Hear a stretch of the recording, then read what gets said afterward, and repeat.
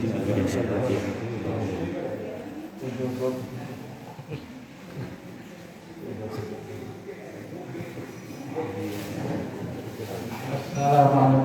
warahmatullahi wabarakatuh. Bismillahirrahmanirrahim. Alhamdulillah. Nahmaduhu wa nasta'inuhu wa nastaghfiruh wa na'udzu billahi min shururi anfusina wa min sayyiati a'malina. Man yahdihillahu fala mudilla lahu wa man yudlil fala hadiya lahu.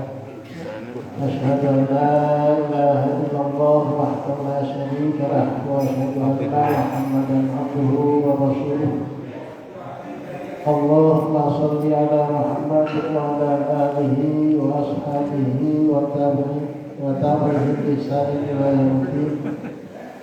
Rabbi shrah li sadri wa yassir li amri wa hlul 'uqdatam min lisani yafqahu qawli. Amma ba'd. Subhanaka la ilma lana illa ma 'allamtana innaka antal alimul hakim. Puji dan syukur senantiasa kita panjatkan kepada Allah Subhanahu wa taala atas taufik hidayah serta inayahnya kita sekalian ditakdirkan oleh Allah Subhanahu wa taala bisa hadir dalam rangka melaksanakan salat fardu subuh berjamaah, kemudian dilanjutkan sama-sama kita belajar dalam rangka meningkatkan keimanan ketakwaan kita kepada Allah Subhanahu wa taala. Semoga Allah Subhanahu wa taala mengaruniai kita sekalian kesehatan jasmani maupun rohani, mengaruniai keberkahan umur, keberkahan rezeki, keberkahan keluarga, arti keberkahan mudah untuk melaksanakan kewajiban-kewajiban ataupun kebaikan-kebaikan. Ini adalah tanda ataupun ciri bahwa umur tersebut adalah umur yang berkah. Semoga Allah Subhanahu wa taala mengaruniai kita juga, apalagi dalam satu hadis bahwa majtama'a qaumun, tidaklah berkumpul satu kaum fi baitin, di sebuah rumah, buyutillahi, dari rumah-rumah Allah, illa nazalat alaihim, kecuali turunlah atas mereka as-sakinatu, ketenangan. Ketenangan ini adalah sumber kesehatan yang senantiasa dicari oleh setiap orang, itu mencari ketenangan. Sampai dikejar-kejar sampai kemana-mana tujuannya untuk mencari ketenangan. Padahal ketenangan itu manakala berkumpul, dan berkumpul itu untuk membahas, membaca ayat-ayat Allah, disitulah ketenangan itu. Illa nazalat alaihim sakinah.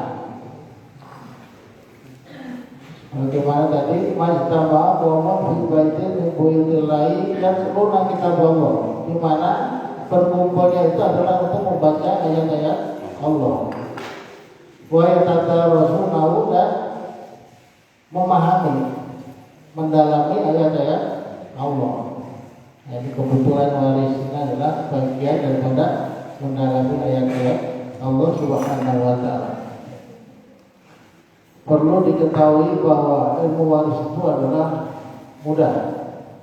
Jadi yang harus kita tanamkan bahwa ilmu waris itu mudah. Tapi jangan dikotori dulu oleh pikiran kita, karena biasanya kalau misalnya kita bicara masalah waris saja, langsung pikiran kita itu sudah mukat duluan. Inilah yang menjadi susah itu sebetulnya pikiran kita sendiri. Kenapa mudah? Coba kalau kita perhatikan, angka di dalam ilmu waris itu hanya 6 angka. Sekali lagi bahwa angka di dalam ilmu waris itu hanya 6 angka, yaitu setengah, seperempat, seperlapan, 2/3, sepertiga, dan seperenam saja, tidak sampai angka 10. Kok susah? Inilah yang secara logika tidak masuk akal. cuma 6 angka susah. Dan ini dasarnya hanya SD saja, SD kelas 5, kelas 6 insya Allah bisa membagikan waris itu. Jadi tidak harus ustadz misalnya, atau tidak harus di perguruan tinggi dan lain sebagainya. Karena hitungannya hanya 6 angka dan itu pecahan, dan pecahan-pecahan itu tidak sampai angka 1 karena pecahan. Inilah yang ingin kita sampaikan, bahwa waris adalah mudah. Di samping itu dasar ataupun dalil daripada keterangan apa itu nama waris ini adalah sangat jelas. Bahkan dibanding dengan perintah sholat misalnya, aqimus sholata, dirikanlah oleh kamu sekalian sholat. Cara sholatnya ada tidak di dalam Al-Quran? Tidak ada. Apa yang harus dibaca juga tidak disebutkan. Bagaimana rukuknya, bagaimana sujudnya, apa yang dibaca tidak disebutkan dalam Al-Quran. Perintah haji juga begitu. Wa atimul hajja wal umrata lillah, laksanakan atau sempurnakan haji dan umrah itu karena Allah. Tidak disebutkan tawaf itu 7 kali, apa yang dibaca. Tapi kalau waris langsung Allah sendiri yang menunjuknya. Siapa, bagiannya berapa, kemudian sanksinya. Sanksinya tidak main-main, karena surat An-Nisa 11, 12 itu tentang bagian-bagian. Si A sekian, si B sekian, si C sekian, dan seterusnya. Ayat yang ke-13-nya tilka hududullah. Tilka menunjuk kepada ayat yang 11, 12. Tilka hududullahi, itu adalah ketentuan-ketentuan Allah yang sekian-sekian tadi. Wa may yuti'illah, barang siapa yang taat kepada Allah, yang mau melaksanakan pembagian waris itu seperti apa yang sudah ditetapkan oleh Allah Subhanahu wa taala, wa rasulahu, dan taat kepada utusannya, yudkhilhu jannatin, Allah akan memasukkannya ke dalam surga. Wa dzalika tajri min tahtiha al-anhar wa dzalika al-fawzul 'azim. Yang demikian itu merupakan suatu keberuntungan atau kebahagiaan yang sangat besar bila ada pembagian waris sesuai dengan ketentuan Allah Subhanahu wa taala dan Rasulnya. Ayat yang ke-14-nya, jadi 11, 12, 13 surga tadi, 14-nya, wa may ya'sillah, barang siapa yang maksiat kepada Allah, wa Rasulullah, dan maksiat kepada utusannya, tidak mau melaksanakan pembagian waris itu sesuai dengan ketentuan Allah. Apalagi kemudian ada bahasa tidak adil, itu berarti sudah menentang pada ayat-ayat Allah Subhanahu wa taala. Wa may ya'sillaha wa rasulahu wa yata'adda hududahu, dan bahkan melewati batas. Artinya melewati batas, sudah tidak mau melaksanakan sesuai dengan ketentuan Allah tadi, malah membuat aturan sendiri. Udahlah, yang penting sepakat. Jadi pembagian waris itu dianggap kesepakatan, dan kesepakatan itu dianggap juga kebenaran. Ini yang salah kaprah. Jadi pembagian waris itu bukan karena kesepakatan, karena sering kejadian seperti itu. Ustaz, waktu pembagian dulu semua sepakat atau kesepakatan, sampai sekarang tidak ada masalah. Seperti ini yang kadang-kadang kesepakatan itu dijadikan patokan. Itu namanya ta'adda hududahu. Yang yudhilu, ia Allah akan masukkannya naron ke dalam neraka. Kholidan fiha, di dalamnya adalah kekal selama-lamanya. Alhamdulillah. Jadi ini sudah satu paket. Siapa ahli waris itu, bagiannya berapa, sanksinya mana. Jelas ya, ingin kita sampaikan karena Rasulullah SAW sudah berpesan dulu. Ta'allamul Qur'an, belajarlah kamu sekalian Al-Qur'an, wa 'allimun nasa, dan ajarkanlah kepada manusia. Manakala kita bisa membaca Al-Qur'an. Misalnya ada abadasa misalnya, sampaikan kepada yang lain. Bisa terjemahnya, bisa artinya, sampaikan kepada orang lain. Bisanya sampai di situ. Bisa lebih dalam lagi, silakan sampaikan kepada orang lain. Ta'allamul Qur'an wa 'allamuhun nasa, dan ajarkanlah kepada manusia. Wa ta'allamul faraid, dan belajarlah kamu sekalian ilmu faraid. Ilmu faraid, ilmu kepastian. Jadi faraid itu artinya jamak daripada faridah ataupun fardun. Wa ta'allamul faraid wa 'allimuha, dan ajarkanlah ilmu faraid itu kepada orang lain juga. Wa innahu, maka sebenarnya ilmu faraid itu adalah nisful ilmi, setengah daripada ilmu. Allah alam ya, setengah itu apakah setengah 50% untuk masalah waris, tapi bunyinya adalah nisful ilmi, bukan minal ilmi, tapi nisful ilmi, setengah daripada ilmu.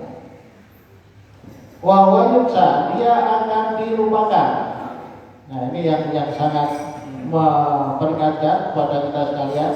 Wa yuksa, jadi Rasul dulu sudah memberikan peringatan. Wa yuksa, dia akan dilupakan.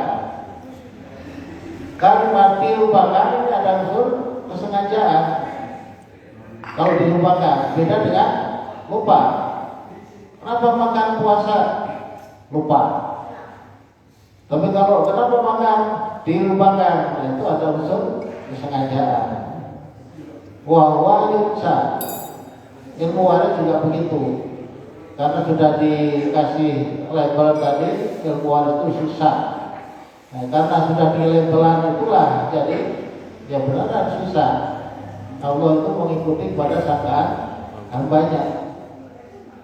Sama dengan ada botol madu, satu botol madu kita kasih label di situ, awas racun. Siapa yang berani minum itu? Padahal madu, baru kita yang apa itu namanya, kita yang cari, kita yang beli misalnya, tapi kita kasih tulisan awas racun. Nggak ada orang yang mau mendekati. Ini adalah suatu contoh apa itu namanya. Seperti itulah kondisi masalah waris ini. Wa yunsa wa musyai'in menjauh, dan dia mula-mula ilmu yang akan tercabut min umati dari umatku.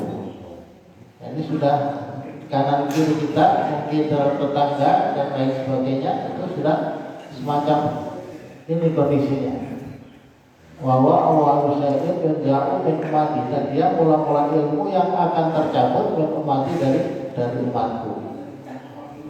Inilah yang menjadikan peringatan bagi kita sekalian. Nah, kita masuk pada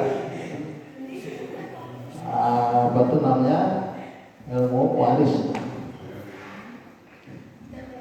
sebagai pengantar saja. Jadi bahwa ilmu waris itu adalah mudah. Jadi kita sudah membuat apa ini, poster atau apa namanya,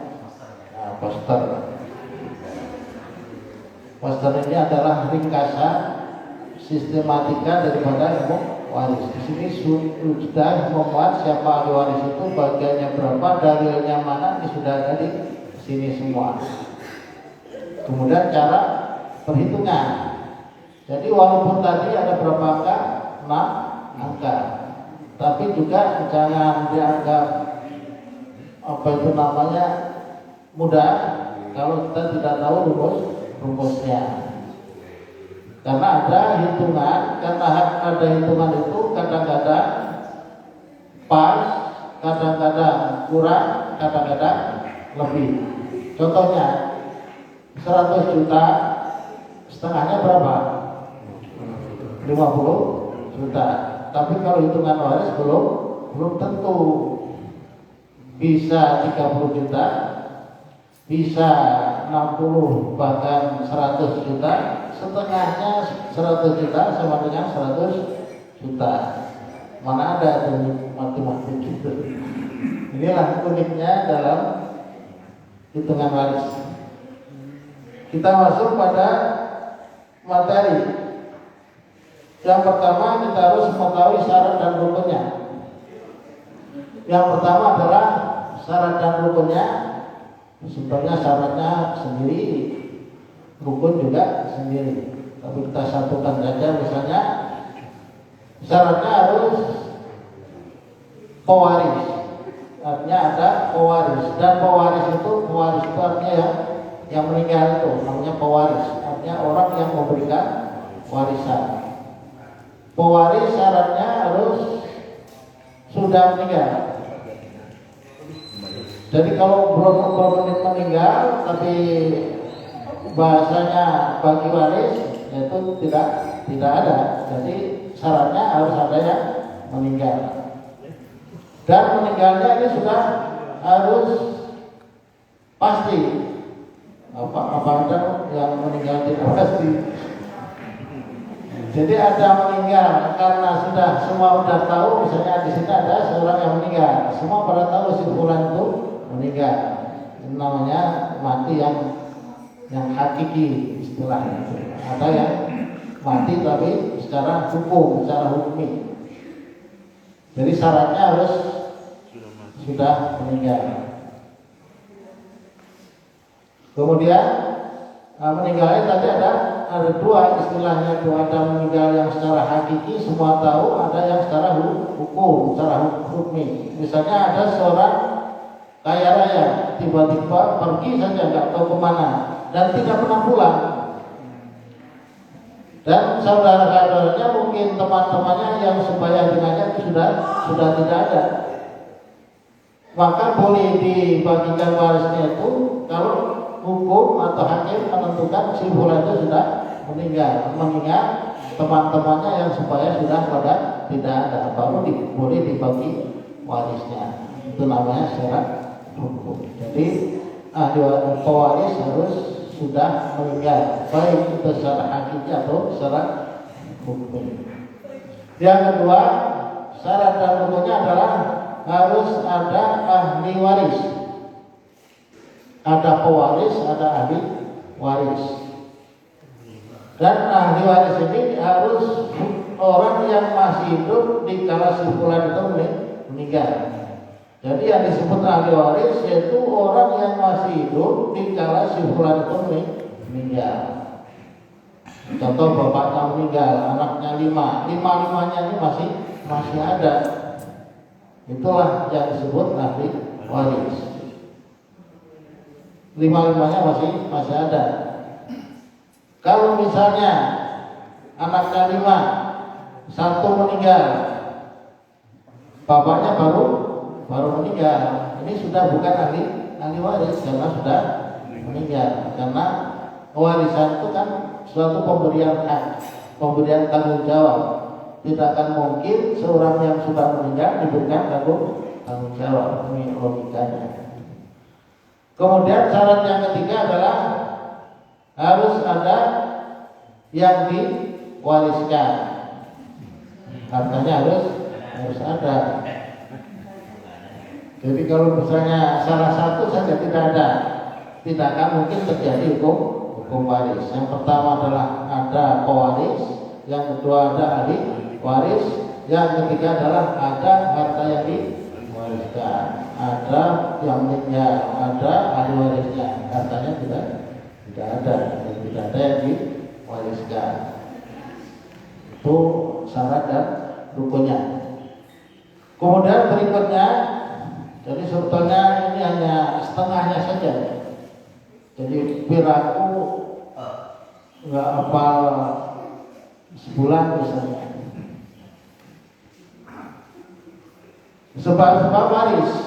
Jadi ada sebab-sebabnya kenapa dia termasuk ahli waris. Yang pertama adalah karena keturunan, anak, cucu, saudara, paman dan seterusnya, itu namanya keturunan. Yang kedua karena pernikahan.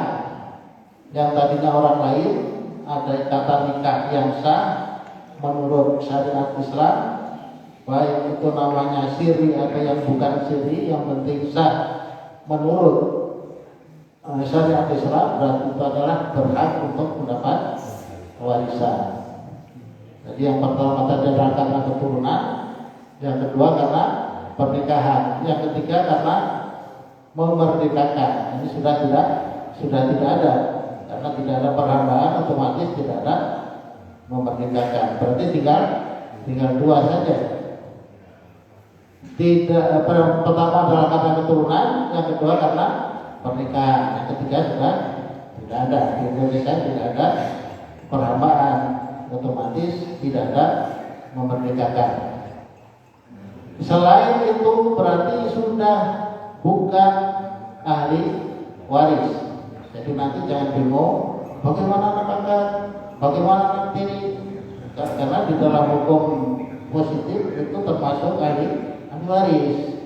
Ini yang harus diketahui. Jadi supaya nanti tidak benturan.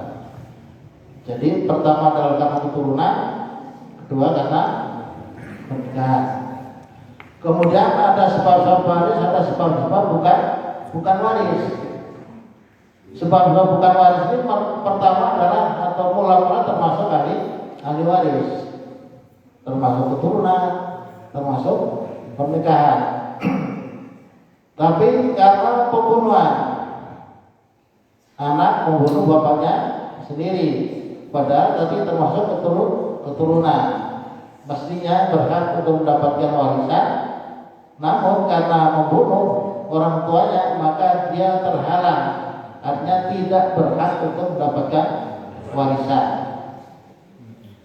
Yang kedua karena perbedaan agama, anak dengan orang tua, suami dengan istrinya beda agama, maka sabda Rasulullah, la yatawaratsu ahlu millataini, tidak saling mewarisi bagi ahli waris yang berlainan agama. Yang ketiga karena perhambaan, ini juga sudah tidak ada, berarti tinggal dua saja. Jadi sebab-sebab bukan waris ini mula-mula termasuk ahli waris, tapi karena membunuh hilang haknya, karena beda agama hilang haknya. Ini yang perlu ini sebagai dasarnya bahwa siapa saja orang yang berhak untuk mendapatkan warisan. Jadi, pertama karena keturunan, yang kedua karena pernikahan. Kemudian sebab-sebab bukan waris itu juga ada tinggal dua, yaitu karena pembunuhan, karena perbedaan agama. Jadi bisa diingat ya, jadi itu mudah. Kemudian kita harus mengetahui siapa ahli waris itu. Nah ini yang kadang-kadang banyak yang tidak tahu siapa ahli waris itu. Jadi ada seandainya sebulan meninggal, ahli warisnya siapa?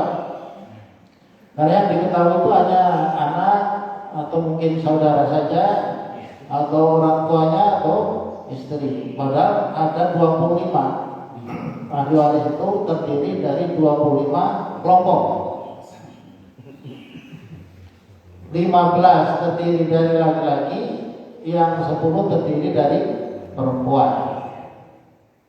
Nah, untuk mempermudah ingatan kita, nanti kita coret-coret di sini. Kelihatan nggak Pak nanti ke halangan?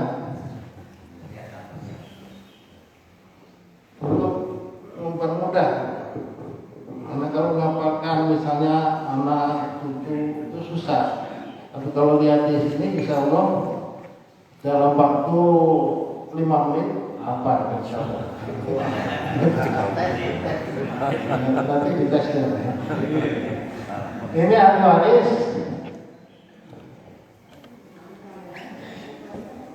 Nanti yang tadi punya. Itunya saya bawa yang besar. Sebenarnya di rumah itu ada yang 4 meter. Kita buat 4 meter. Jadi sebenarnya nanti mudah, nanti bisa dikit.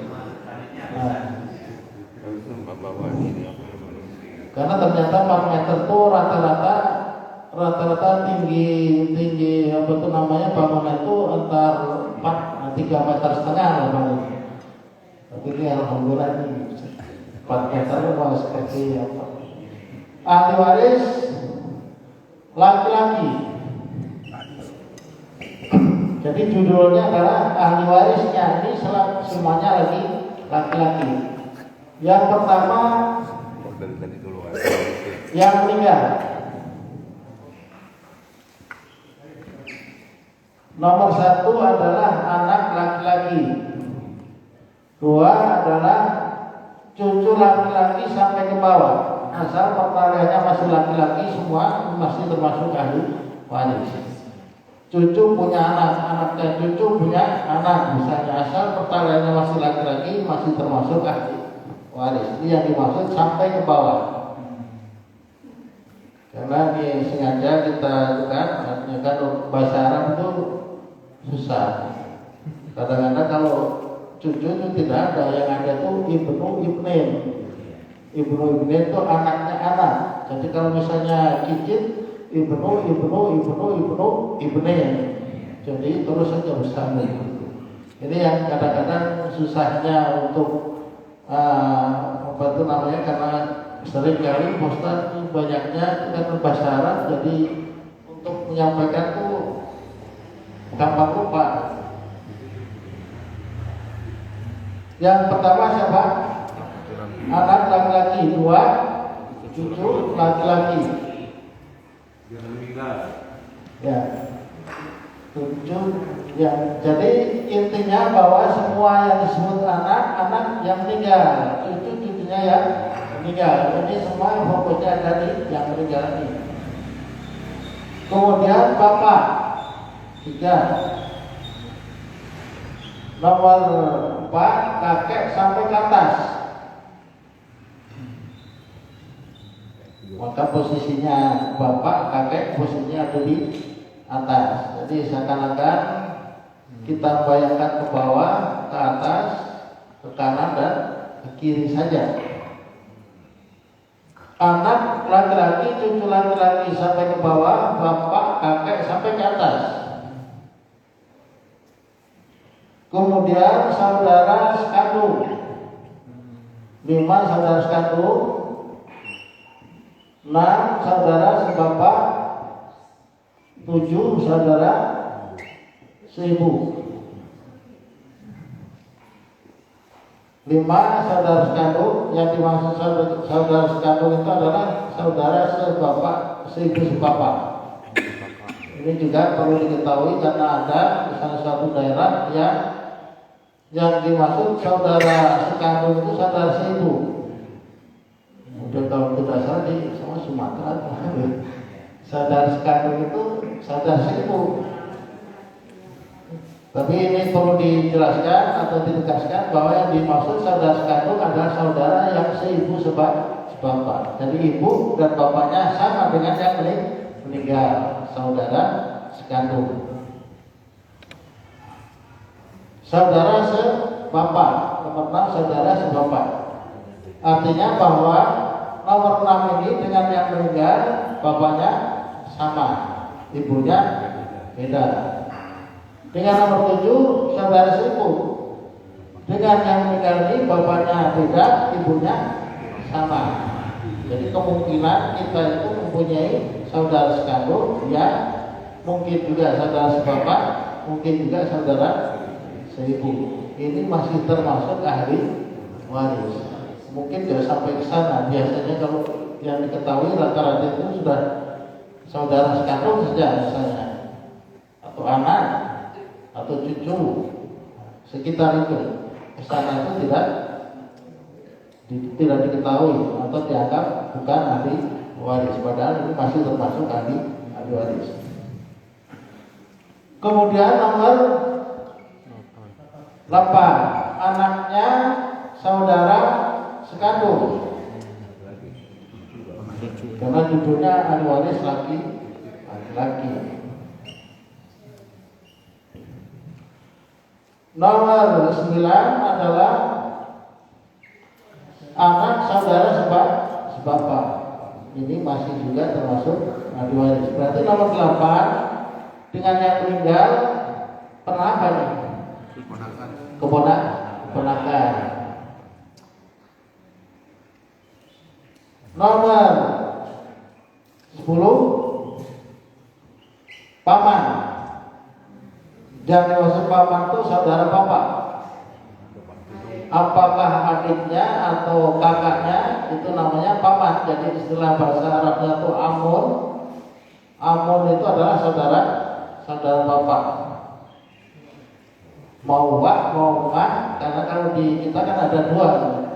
Kalau yang disebut mah berarti adiknya, kalau disebut wa berarti kakaknya. Tapi mau mah atau wa itu namanya amun, yaitu paman istilahnya. Yang dimaksud paman di sini adalah saudara bapak, mau adik ataupun kakak. Nomor 11, paman sebapak. Nomor 12, anak paman sekandung. Nomor 13, anak paman sebapak. Ini juga masih termasuk ahli waris. Berarti nomor 12 dengan yang meninggal ini pernah apa? Kenapa? Sepupu itu juga masih termasuk ahli waris. Yang ke 14 suami. Yang ke 15 adalah yang memerdekakan, yang sudah ada tadi. Masih ingat? Nomor 1, 2, 3, 4, 5, 6.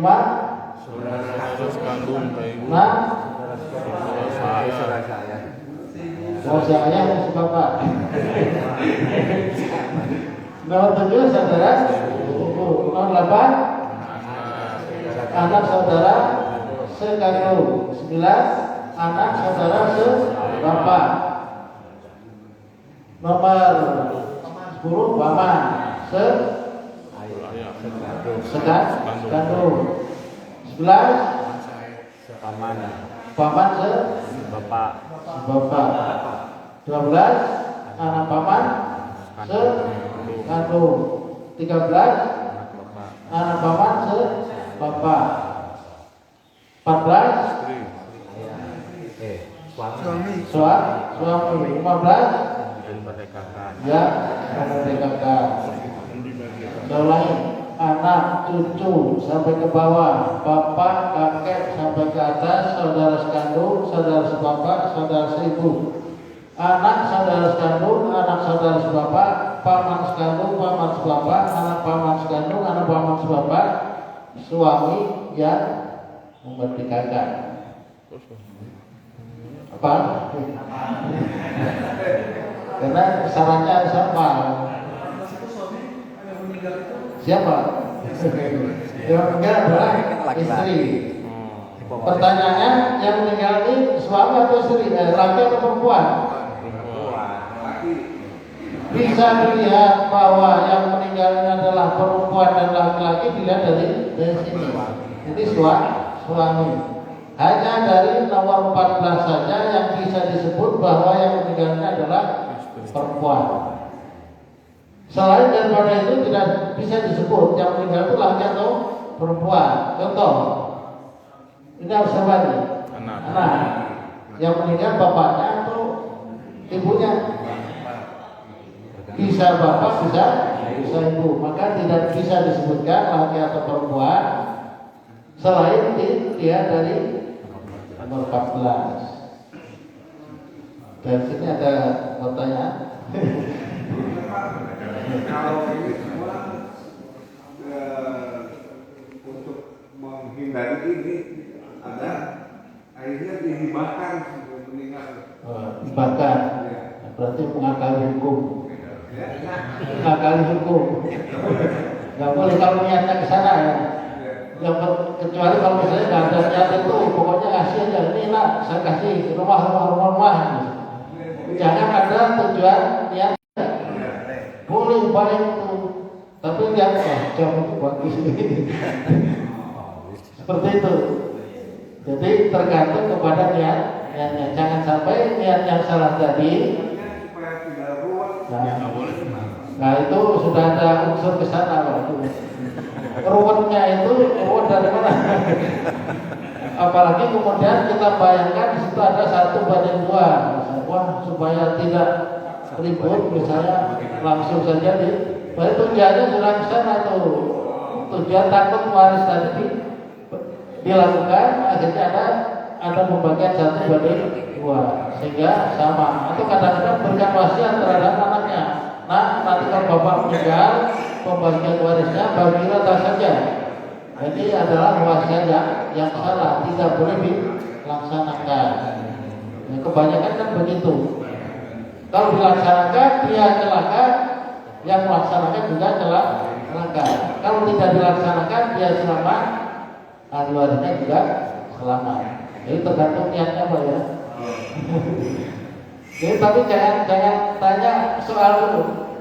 Belum masuk ke apa itu namanya kasus ya, belum. Pak, Ya. Bapak. Yang waris itu kan meninggal ada syaratnya Pak. Ya. Apakah harus meninggal dua-duanya dulu baru dibagikan? Betul. Ya. Salah satu saja itu sudah harus dibagikan. Intinya bahwa pembagian waris itu secepatnya, karena warisan itu adalah milik banyak orang. Jangan sampai ada yang tertolimi gara-gara nanti saja kalau sudah meninggal ibunya atau bapaknya sekalian dua-duanya. Sekarang bagaimana seandainya istrinya meninggal kaya raya, anaknya juga banyak, tiba-tiba nikah lagi, siapa yang bertanggung jawab?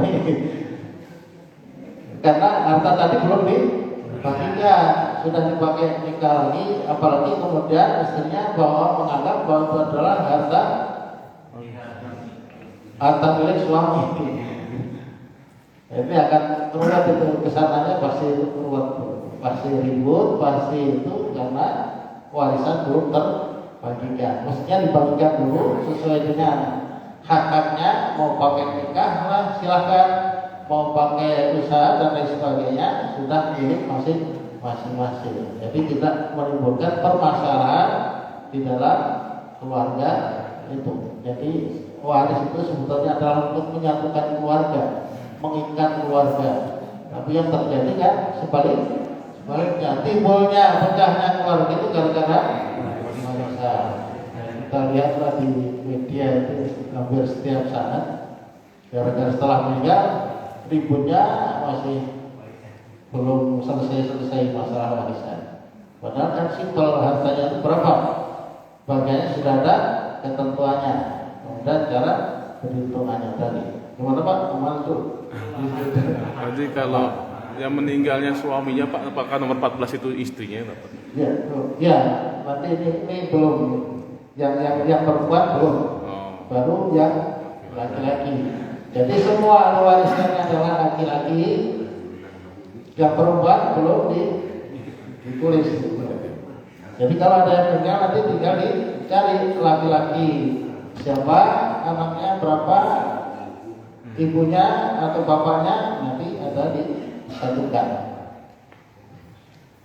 Masih itu ya, masih ingat ataupun masih, yang penting paham tuh, nanti hafal tuh berikutnya. Gimana Pak? Jadi dibagikannya itu pada waktu kita masih hidup Pak ya? Kewarisan itu. Atau kalau sudah meninggal siapa yang menentukan itu yang gitu? Yang menentukan. Makanya perlunya belajar itu, kalau sudah nggak usah panggil siapa, kita nggak tahu sebagainya sekian, siapa ahli warisnya. Inilah perlunya kita belajar itu adalah kita sendiri yang akan membagikan. Nggak usah ikut cari ustaz kemana-mana. Nanti sudah sesuai dengan ketentuan Allah Subhanahu Wa Taala. Jadi itu dilakukan sebelum meninggal gitu. Ya setelah syaratnya tadi sudah ada yang meninggal. Syarat umumnya kan sudah ada yang meninggal. Kalau belum ada yang meninggal ya namanya bagi-bagi itu sedekah. Ya terhadap anak-anaknya. Ini rumah silakan kasih surat. Rumah ini silakan. Tapi jangan sampai ada niat yang tadi. Niatnya misalnya karena ada 1:2 sekarang saja supaya nanti bagiannya sama laki perempuan. Itu sudah mengakali hukum. ya Jadi tidak. pelaksanaan kalau sudah meninggal banyak terjadi interaksi itu ada.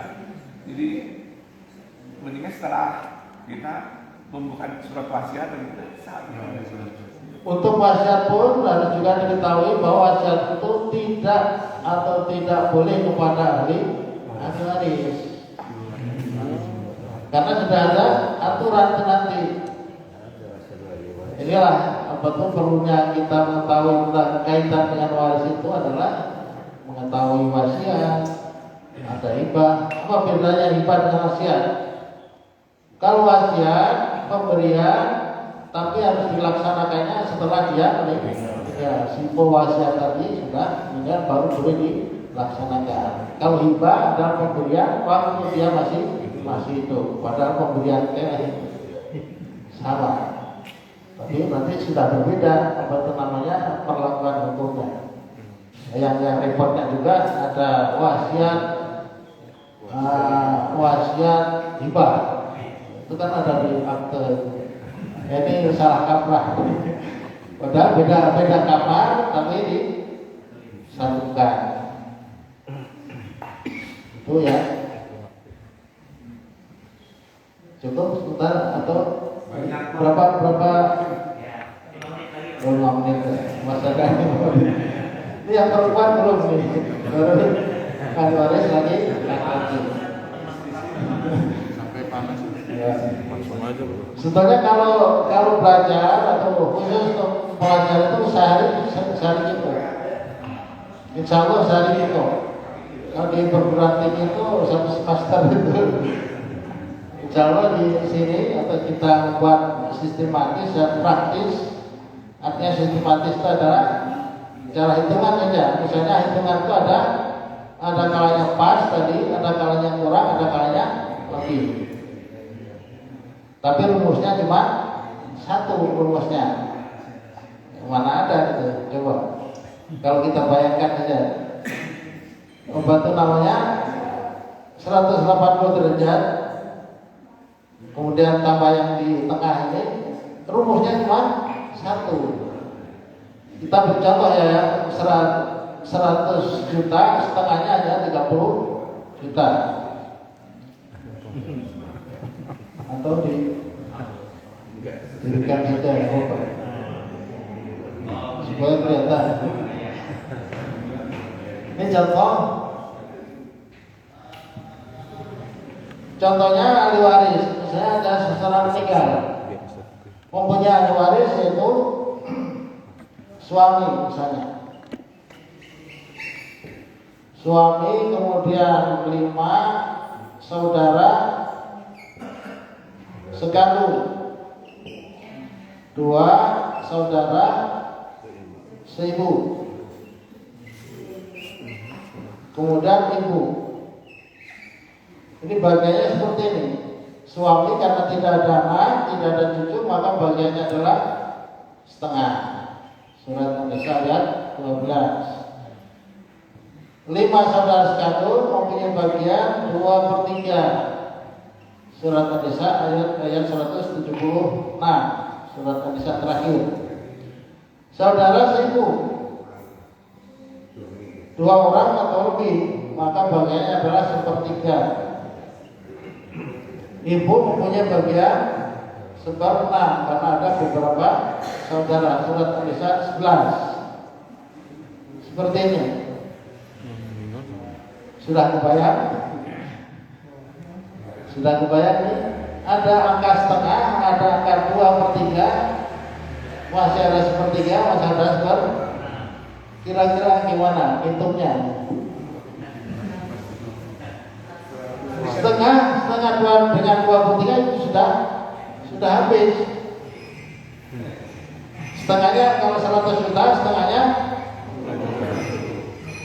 kalau 2/3-nya 60 sekian.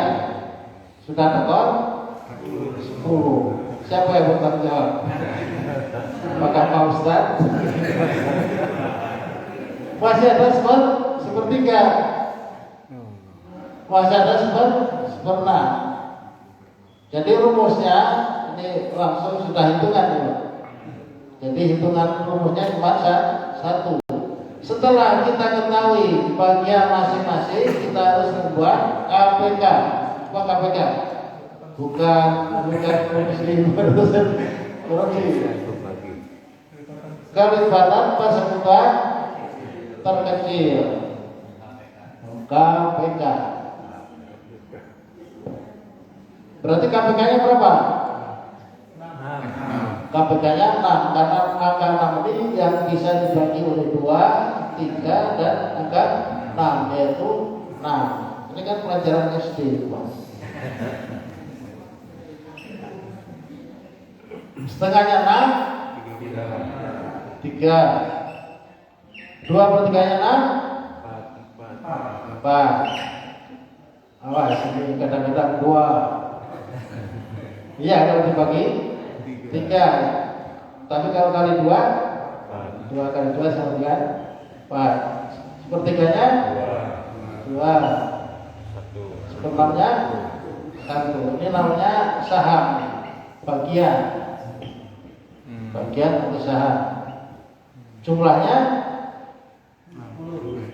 10. Jadi kalau ini sudah kelihatan. Jadi misalnya uangnya 60 juta, tapi yang harus dibagikan 100 juta.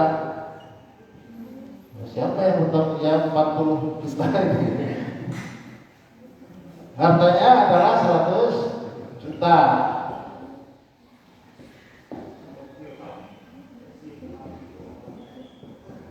Rumusnya. Jadi langsung rumusnya cuma 1. Harta harus dibagi jumlah bagian. Sekali lagi, harta harus dibagi jumlah bagian kali bagian. Harta 100 juta per berapa? Ini rumusnya, yaitu per 10 kali 3 sama dengan, mana ada matematik, setengahnya 100 juta sama dengan 50 juta. Inilah rumitnya. Sama dengan 40 juta sama dengan 20 sama dengan 10 jumlah pasti dan harus wajib ini harus 100, harus sesuai dengan harta peninggalan. Tidak boleh kurang, tidak boleh lebih. Itu 40 bagi 5 Pak. Masih bingung? Silakan.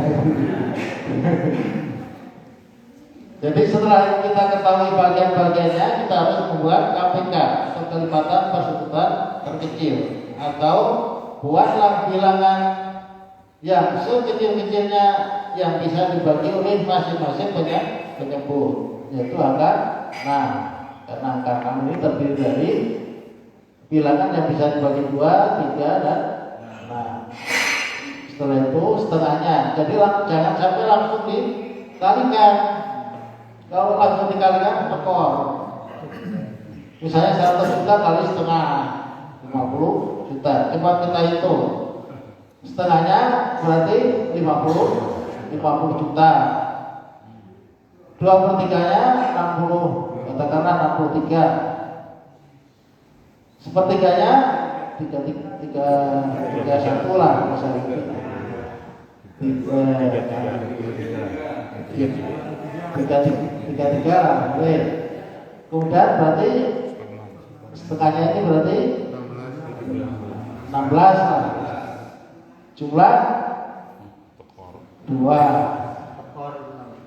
1, 6, 12, 15, 6. Siapa yang bertanggung jawab? Misalnya 60 juta, 62 juta.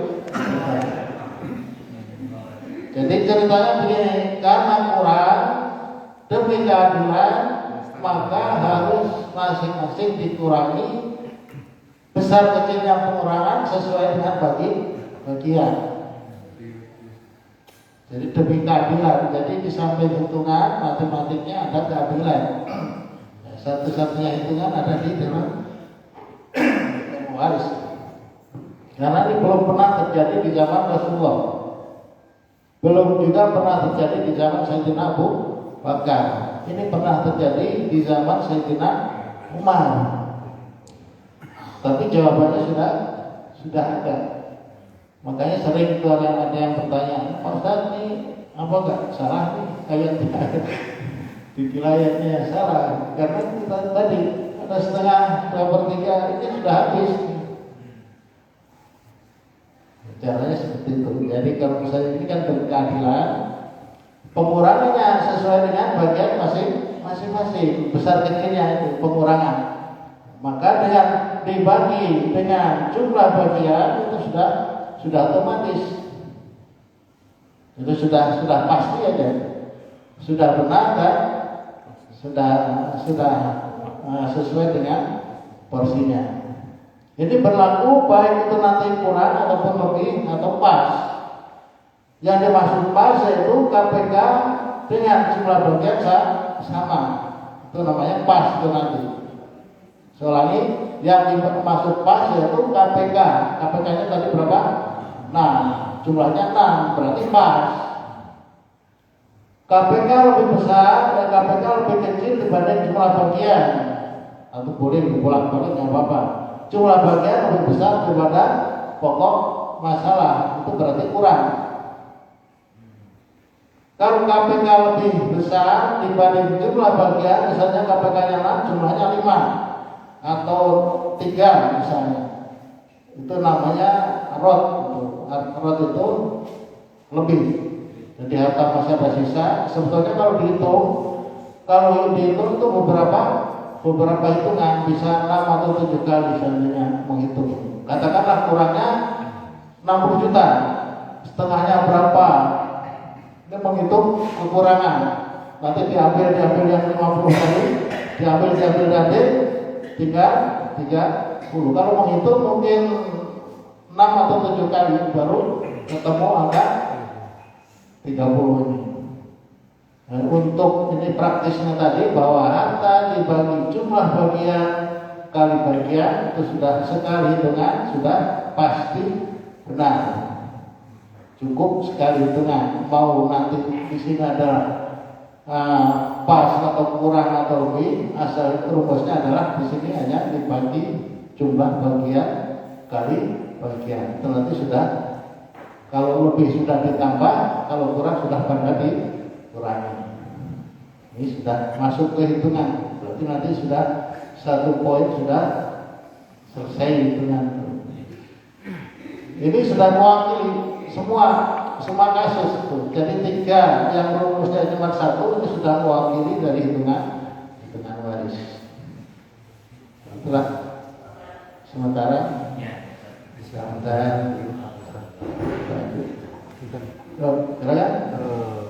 Mau nanya, apakah yang dari contoh ini tidak ada hak yang utama duluan? Misalnya suami dan ibu kan kayaknya seperti harus disisihkan dulu, baru sisanya itu nanti saldonya gitu. Jadi yang dimaksud tirkah ataupun harta peninggalan itu mutlak milik si mati. Contoh kalau misalnya si bapaknya dapat warisan dari orang tuanya, ini mutlak milik suami. Si istri juga begitu, dapat warisan dari orang tuanya, ini mutlak milik istri. Kalau semacam itu enak. Nah, di sini ada yang di tengah nih. Yang dari berangkat dari pertama tidak punya apa-apa, yang akhirnya menjadi kaya raya dengan usaha bersama, hanya permasalahannya karena tidak ada hitam di atas putih, tidak pernah ada perjanjian. Nanti kalau saya meninggal sekian ada perjanjian itu. Karena tidak ada perjanjian inilah timbul yang istilahnya adalah bono ini. Yang di sini, jadi kalau yang sudah jelas tadi, karena yang akan dibagikan adalah milik yang meninggal atau almarhum ataupun almarhumah. Maka dalam ayat itu kan berulang-ulang, mungkin mbak diwasiati matarokan dari harta yang ia tinggalkan. Yang akan dibagikan itu harta ia atau bukan, ini masalahnya. Maka timbullah apa tuh namanya yang namanya gonogini, atau dengan kata lain perkongsian, atau ada kata lain apa tuh seguna sekaya. Kalau dari Sumatera kan orang raja kaya atau apa. Nah, itu hanya beda-beda tempat saja istilah-istilah itu. Ya, intinya bahwa di situ ada kontribusi bersama. Permasalahannya kontribusinya berapa masing-masing porsinya, apakah 50-50. Nah, ini juga yang harus ditentukan. Masalahnya ini yang akan dibagikan. Jangan sampai nanti pas dibagikan, katakanlah misalnya ada yang tinggal satu orang, atau suaminya dulu atau istrinya dulu, langsung dibagikan. Berarti kalau langsung dibagikan, tidak dihitung ini, karena padahal harta tersebut adalah harta dari harta bersama. Ini harus diposisikan dulu, karena yang akan dibagikan itu harus mutlak milik amanah. Maka permasalahannya, ada nggak kalau ini kan selalu jadi pertanyaan, ada nggak kalau gini dalam Islam? Ada nggak kira-kira? Ya tergantung. Kalau itu ada tidak ada, seperti yang tadi raja kaya atau kalau gini. Permasalahannya ya ada, jadi harus ditentukan dulu, Pak. Kalau seandainya itu adalah terdiri dari, karena pasti akan timbul misalnya ini rumah, padahal berangkat dari nol misalnya, berarti dia ikut usaha walaupun bentuknya itu tidak masing-masing tidak usaha, misalnya bisa jadi di rumah ibu rumah tangga. Pertanyaannya, apakah ibu rumah tangga itu tidak punya kontribusi?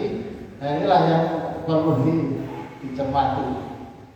Mungkin sementara itu dulu. Gimana?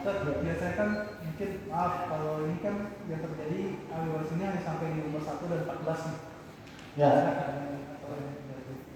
Nah, kalau ini kan biasanya meninggalkan harta waris. Ya. Dan yang di nomor itu tidak seharusnya dapat. Nah, masalah piutang biasanya kan yang di luar itu tidak menanggung, bisa hanya 1 dan 14 yang menanggung, anak dan nah, tentunya kalau membagikan harta waris itu hanya 1/14, apa hukumnya kalau tidak di luar nomor itu sana? Karena ngitung sendiri yang mau nanggung hanya 1 dan 14, jadi saudara-saudaranya nggak mau nanggung gitu. Ya, makanya di awal dalam sampai 3 atau 4 kali itu 2 ayat membak diwasiat itu diusia ini setelah dibayarkan hutangnya, setelah dibayarkan wasiatnya, barulah di situ ada pembagian waris. Jadi tidak boleh waris dulu kemudian berhutang ya. Kemarin Pak di Semarang hutangnya 15 miliar. Gak usah diwagi kalau hutang itu. Tapi asetnya banyak Pak, jadi khawatir. Jadi pengusaha besar yang mengklaim Banten, Presto, Semarang, Jogja itu dia asetnya banyak. Memang ternyata bank itu memang begitu permainan bank itu. Ayo buka cabang lagi, ayo, terus aja gitu. Sampai anaknya itu sampai bingung, kenapa kok nggak ditutup salah satu aset itu? Beres ya. Oh ternyata memang begitu permainan bank supaya terus bahkan terus punya hutang. Bagaimana caranya? Ayo buka cabang. Kalau asetnya memang banyak, memang mencukupi untuk bayar hutang walaupun 15 miliar. Sampai sudah hampir setahun. Minggu kemarin itu anaknya masih ngomel, Pak masih belum beres. Menjualnya susah, akhirnya akan ditukar, mungkin punya dia yang bernilai akan dijual di silakan teknis. Ya. Jadi misalkan riwayat punya rumah, beli rumah itu sejarahnya saya beli, tapi dari awal saya sudah punya di sertifikat itu atas nama istri saya. Atas nama istri saya. Ya, kemudian misalkan saya meninggal, status rumah itu apakah memang itu karena sejarahnya saya yang beli kan. Ya. Tapi nanti pas sudah meninggal apakah itu jadi tetap Istri. jadi saya atau memang atas nama itu secara hukum itu? Kalau ini kita harus bedakan atas nama dengan hukum yang lain. Kalau atas nama, kalau di hukum yang lain, ya siapa yang tertera di situ, ini repotnya. Tentang Islam itu ya sesuai dengan siapa pemiliknya, jadi tidak hanya tertera di situ secara hakikatnya. Karena sering juga kejadian di Gajah 7 hektar atas nama keponakan. Akhirnya dijual oleh si keponakan tadi karena dia menetapkan tidak boleh lebih dari sekian hektar. Akhirnya dijual oleh keponakan, dituntut oleh istrinya yang punya anak. Mungkin sudah pada tahu lah yang sana di apa namanya Sanawiyah yang di Gajah dituntut. Dan waktu itu kita juga diundang untuk menyelesaikan itu. Ini buktinya bahwa beli di sana itu, ini buktinya, kwitansinya. Nggak bisa apa nih. Tapi ini sudah masuk ke pengadilan. Akhirnya yang menuntut meninggal, yang dituntut juga meninggal, tapi masih banyak, ada 15 yang dituntut di sana, yang keponakan sudah masuk. Akhirnya yang yang karena atas nama keponakan tadi, ya akhirnya menang di dalam persidangan. Dan kebetulan pengacaranya ini ada masalah waris juga ke rumah, cerita-cerita nyambung ke sana. Terus saya dulu kan ikut ke sini nih, kok jadi menang? Ya, karena emang apa itu namanya atas nama. Berarti dari awal sudah Formalnya. pada saat saya beli dan memang itu saya niatkan untuk istri, berarti mutlak Ya, jadi betul. Ya, kalau misalnya, milik istri kan? ya. Tapi kalau atas nama itu masih milik bersama, hanya atas nama atau pinjam nama lah. Jadi nanti harus dibagikan warisannya. Dan kalau misalnya itu adalah mungkin ada kontribusi, berapa kontribusinya? Mungkin sementara itu dulu. Kasihan ini kesiangan dan punya tugas. Terus nanti kalau sudah berhitungan Kurang lebihnya mohon maaf yang sebesar-besarnya. Billahi taufiq wal hidayah. Wassalamualaikum warahmatullahi wabarakatuh. Jadi kita sudah bikin poster. Posternya Pak. Kita bikin posternya sama bukunya, dan buku ini sudah direkomendasi oleh MUI Jawa Barat. Ada sambutan dari Pak Muhtahari juga, ada sambutan dari MUI